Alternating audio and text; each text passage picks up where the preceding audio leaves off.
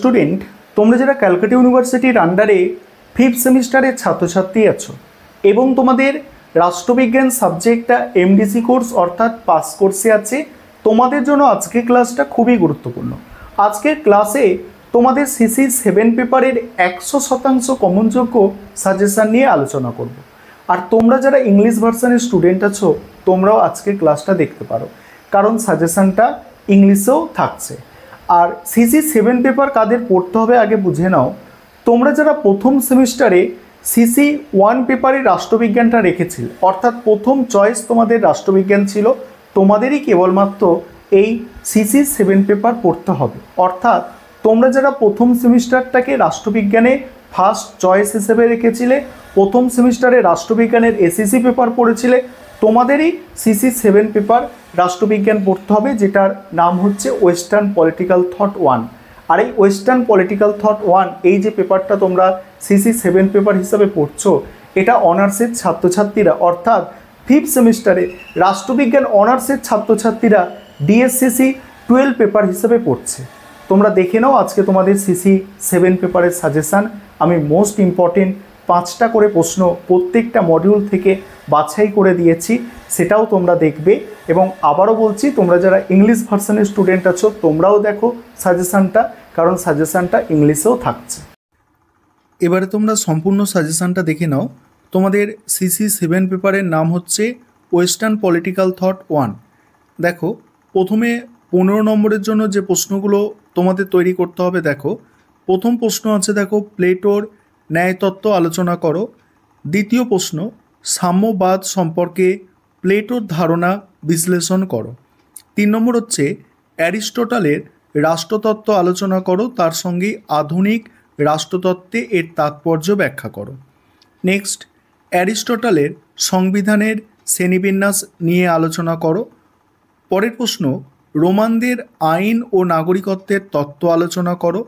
তারপরের প্রশ্ন, মধ্যযুগের রাজনৈতিক চিন্তার প্রধান বৈশিষ্ট্যগুলি বর্ণনা করো। নেক্সট আছে রেনেসাঁসের রাজনৈতিক তাৎপর্য আলোচনা করো। পরের প্রশ্ন, সংস্কার আন্দোলনের রাজনৈতিক তাৎপর্য আলোচনা করো। তারপরে আছে ম্যাকিয়াভেলির রাজনৈতিক অবদান আলোচনা করো। এখানে যদি তোমাদের মোস্ট ইম্পর্টেন্ট 5টা প্রশ্ন বলে দিতে হয়, সেক্ষেত্রে আমি তোমাদের যে প্রশ্নগুলোকে গুরুত্ব দিতে বলবো একটু দেখে নাও। 1 নম্বর প্রশ্ন প্লেটোর ন্যায়তত্ত্ব, দ্বিতীয় প্রশ্ন প্লেটোর সাম্যবাদ, এই দুটো প্রশ্ন মোস্ট ইম্পর্টেন্ট। 3 নম্বর হচ্ছে অ্যারিস্টটলের রাষ্ট্রতত্ত্ব, 3 নম্বর প্রশ্ন। 4 নম্বর প্রশ্ন রোমানদের আইন ও নাগরিকত্বের তত্ত্ব, 4 নম্বর প্রশ্ন। এবং 5 নম্বর প্রশ্ন হচ্ছে ম্যাকিয়াভেলির রাজনৈতিক অবদান আলোচনা করো। এই 5টা প্রশ্নকে মডিউল 1 থেকে অধিক গুরুত্ব দিয়ে পড়বে 15 নম্বরের জন্য। মডিউল 2 আলোচনা করব, তার আগে যে বিষয়টা তোমাদের বলার আছে, তোমাদের জন্য অনলাইন কোচিং ক্লাস চলছে। তোমরা যদি কেউ পেড ব্যাচে অ্যাডমিশান নিতে ইচ্ছুক থাকো, নিচের দেওয়া নম্বরে যোগাযোগ করে পেড ব্যাচে অ্যাডমিশান নিতে পারো। এখানে মডিউল 2 দেখো, প্রথম প্রশ্ন, যে বোদিনের সার্বভৌমিকতার তত্ত্ব আলোচনা করো, অর্থাৎ বোদার সার্বভৌমিকতার তত্ত্ব। পরের প্রশ্ন, সার্বভৌমিকতার সীমাবদ্ধতা বিষয়ে বোদিনের চিন্তা আলোচনা করো। নেক্সট, হবসকে কি চরম সার্বভৌমিকতার প্রবক্তা বলা যায়? যুক্তিসহ আলোচনা করো। পরের প্রশ্ন, হবসের মানব প্রকৃতি ও প্রাকৃতিক অবস্থার ধারণা আলোচনা করো। লককে আধুনিক উদারনীতিবাদের প্রবর্তক বলা যায় কি না যুক্তিসহ আলোচনা করো। তারপরে সহজাত অধিকার ও সীমিত সরকার সম্পর্কে লকের ধারণা ব্যাখ্যা করো। নেক্সট, সাধারণ ইচ্ছার ধারণা আলোচনা করো, অর্থাৎ রুসোর সাধারণ ইচ্ছা। স্বাধীনতা সম্পর্কে রুসোর চিন্তা আলোচনা করো। গণতন্ত্র ও সার্বভৌমিকতা বিষয়ে রুসোর ধারণা আলোচনা করো। এবার এখান থেকে মোস্ট ইম্পর্টেন্ট প্রশ্ন 5টা তোমাদের বলে দেব।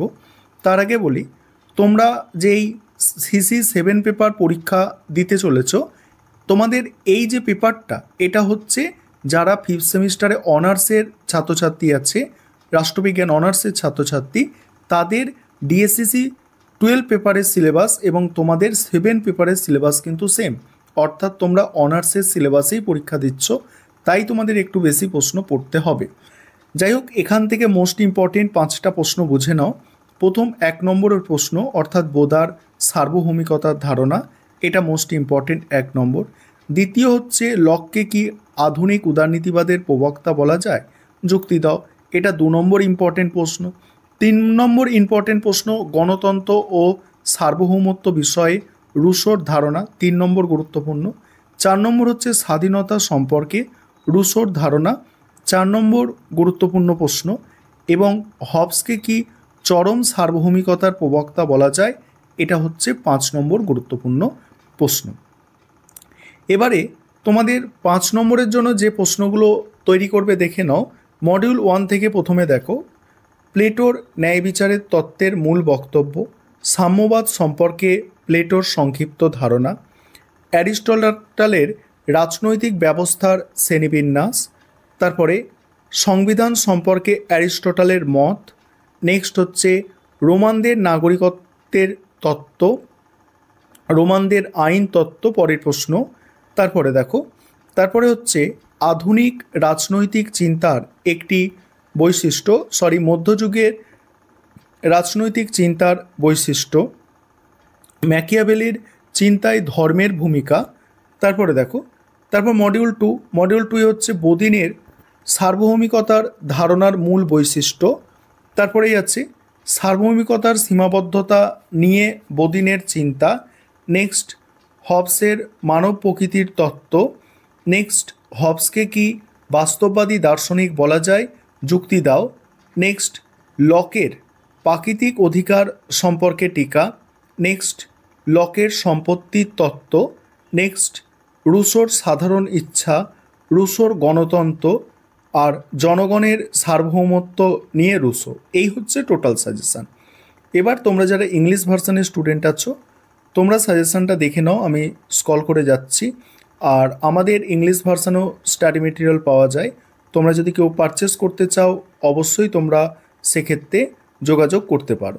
দেখে নাও, তোমরা সম্পূর্ণ সাজেশানটা দেখে নাও।